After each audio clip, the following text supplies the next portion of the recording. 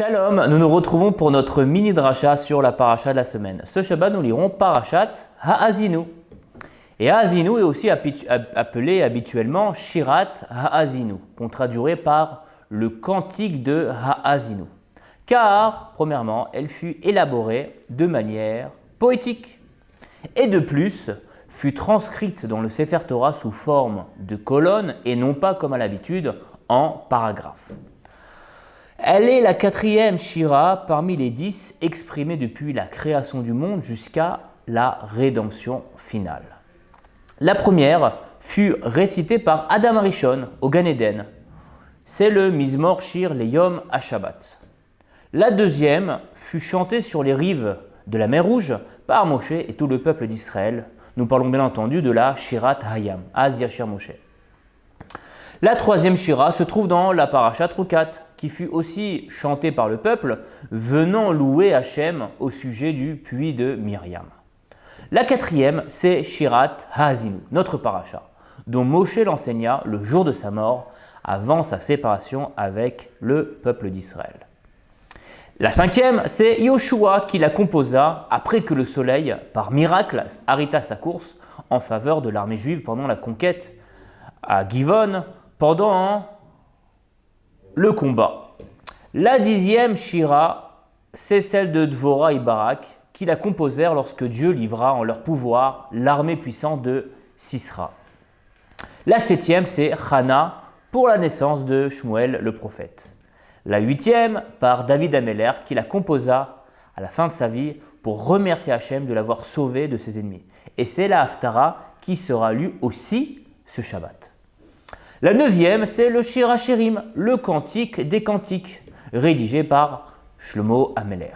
Et la 10e, nous la chanterons très prochainement à la venue du Mashiach, à la fin de notre exil.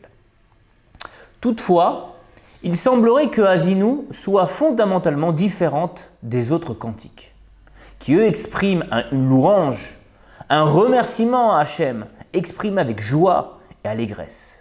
Celui de Ha'azinu est un chant chargé de remontrances douloureuses, embrassant le passé, le présent et même l'avenir, avec des avertissements sur les conséquences désastreuses qui s'abattront sur le peuple d'Israël à cause de nos écarts de conduite. L'appeler Shira, cantique, serait peut-être un abus de langage, se demande le Rav Pinkus. Le Rav nous répond avec une parabole. Un homme rentrait chez lui quand, sur le chemin, son pied buta contre un gros caillou. Ce pauvre homme chuta et se blessa lourdement. Par conséquent, il décida de changer de route pour prendre la direction d'un médecin le plus proche. Dans son nouveau chemin, il buta encore une fois, mais pas contre un caillou cette fois, contre un trésor d'une valeur inestimable. Instantanément, sa douleur s'est transformée en joie. Plus tard, quand cet homme racontera son histoire, nous imaginons bien qu'il ne racontera pas seulement la conclusion, sinon son histoire aurait perdu son côté extraordinaire, mais plutôt il débutera par tout son cheminement, qu'il pensait rentrer chez lui, puis chuta sur une pierre, se blessa douloureusement, prit une autre direction et laborieusement se dirigea vers un médecin, etc., etc., et conclure avec sa fameuse découverte. Puis finalement remercier celui qui a tout harmonisé depuis le début, Akadosh Baruch Hu.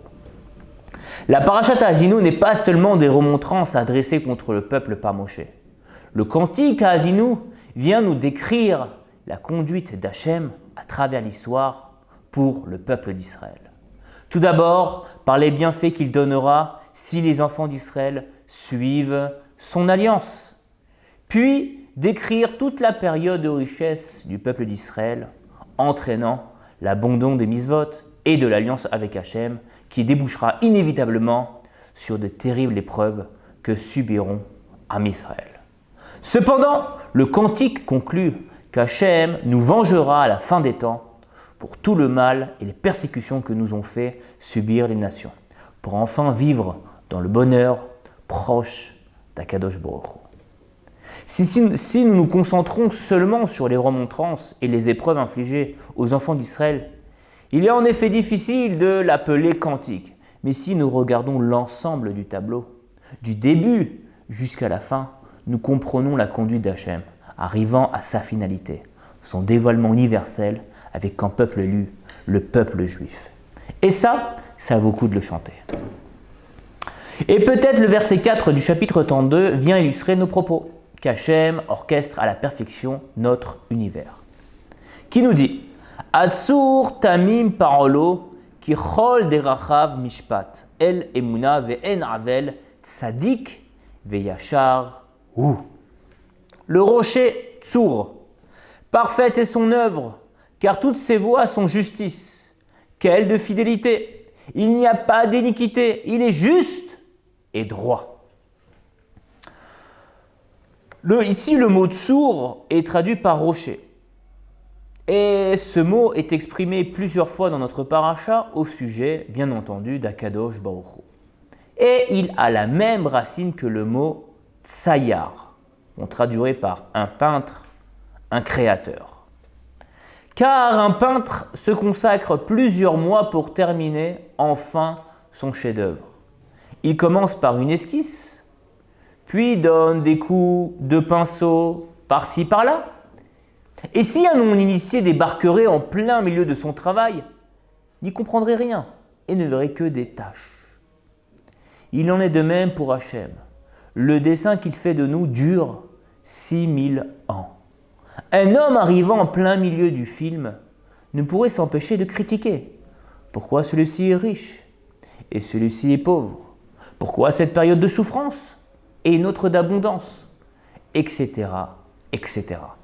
À cette personne, nous répondrons, lorsque l'œuvre d'Hachem sera terminée, tu comprendras avec émerveillement la précision, la perfection, qu'il n'y a pas de peintre, de créateur comme notre Dieu.